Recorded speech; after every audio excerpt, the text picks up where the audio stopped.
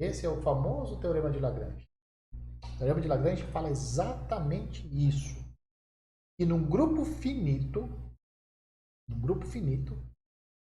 qualquer subgrupo tem essa propriedade.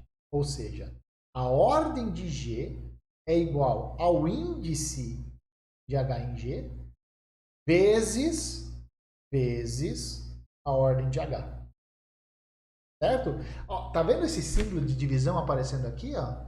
Aqui é como se você tivesse G dividido por H, G dividido por H, vezes ordem de H. Então é como se você cortasse aqui o H com H e sobra G. Essa é a ideia da notação. Tá? Então por isso que essa notação aqui é interessante, por isso que essa notação é boa. Bom? Ou você pode reescrever isso daqui, pode reescrever essa equação dessa forma. Isso daqui é um número. Isso daqui é um número. O índice de H em G é um número. É o número de classes laterais à esquerda ou à direita. Então, certo? Então isso aqui é um número inteiro. É um número inteiro. Então essa divisão aqui também tem que ser um número inteiro. Essa fração tem que ser um número inteiro. Quando que essa fração vai ser um número inteiro?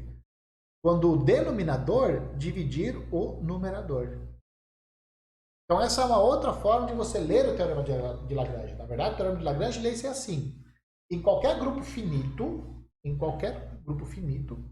a ordem de um subgrupo sempre divide a ordem do grupo. E ele fala exatamente a relação entre a ordem do grupo dividido pela ordem do subgrupo. Isso é um número inteiro, porque a ordem de H divide a ordem de G, e esse número inteiro não é qualquer coisa. Esse número inteiro é exatamente o índice de H em G. Tá? E é isso que nós vamos mostrar agora, com toda a precisão do mundo e com toda a calma do mundo, nos nossos 2 últimos slides. Então vamos pegar G, um grupo finito, que tenha N elementos. Esses elementos eu estou chamando eles de G1, G2 até Gn. Certo? E H é um subgrupo de G. O grupo é finito, o subgrupo também tem que ser finito. Olha só, como o G é finito, esse conjunto, o conjunto das classes laterais à esquerda, ele também tem que ser finito. O que pode acontecer? Podem haver classes repetidas. Podem não, haverão classes repetidas. Haverão é difícil dizer que vão ter classes repetidas. Pode acontecer de não ter, né? Mas em geral tem classes repetidas. Então, se tem classes repetidas, o que tiver repetido traz para fora. Tira desse conjunto. Não faz sentido elas estarem lá dentro. Elementos iguais num conjunto não tem sentido. Não agrega nada ao conjunto. Esses elementos você tira. E vamos imaginar então que existem R classes laterais à esquerda distintas. Vamos imaginar que as distintas são R. Se são iguais, tira do seu conjunto. Tira, não faz sentido estar lá dentro. Bom? Então tira as repetidas.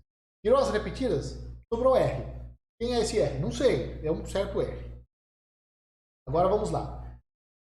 Lembrando, o grupo G é a união das classes distintas. Classes distintas são disjuntas. Classes distintas não têm elementos em comum. Então, essa união aqui, ó, essa união que está aparecendo aqui, é uma união disjunta.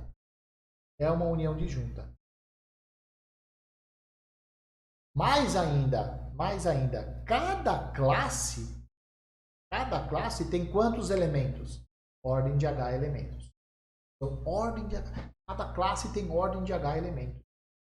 Tá? O que nós vamos ter então? Vamos calcular a ordem de G? Ó, a ordem de G, o G é uma união, certo? Quantos elementos tem nessa união? Tantos elementos quantos tem aqui, mais os elementos que tem aqui, mais tantos elementos quanto tem aqui, menos os elementos da interseção. Mas na interseção não tem elementos. Os conjuntos são disjuntos. Então o que vai acontecer? A ordem do grupo, a quantidade de elementos do grupo vai ser a quantidade de elementos daqui, mais a quantidade de elementos daqui, mais a quantidade de elementos daqui. Não tem elementos na interseção, então não tem o que tirar quando você vai fazer a contagem. Certo? Agora, quantos elementos tem nessa classe? Tantos quantos tiverem em H. Quantos elementos tem nessa classe? Tantos quantos tiverem em H. Quantos elementos tem nessa outra classe? Tantos quantos tiverem em H. Então, o que você está fazendo aqui? E quanto que vai dar essa soma? Vai dar ordem de H, mais ordem de H, mais ordem de H. Quantas vezes? Tantos quantas forem as classes. São R classes. Então, é R vezes. Então, a ordem de G é R vezes a ordem de H. Quem é o R mesmo? Quem é o R? Quem é? A quantidade de classes. Quantidade de classes distintas? Sim. Então, é o índice de H em G. Lembra? A quantidade de classes distintas é o índice de H em G. E, portanto, a ordem do grupo é o índice de H em G vezes a ordem de H. Ou, você pode dizer que o índice de H em G é o quociente da ordem de G pela ordem de H. Então, cara, não tem jeito. Se você tem um subgrupo, num grupo finito, a ordem do subgrupo tem que dividir a ordem do grupo, por causa do teorema de Lagrange. Então eu te pergunto, se o seu grupo tem ordem 15, ele pode ter um subgrupo de ordem 10? Não pode. Não pode ter um subgrupo de ordem 10. Mas por que não pode?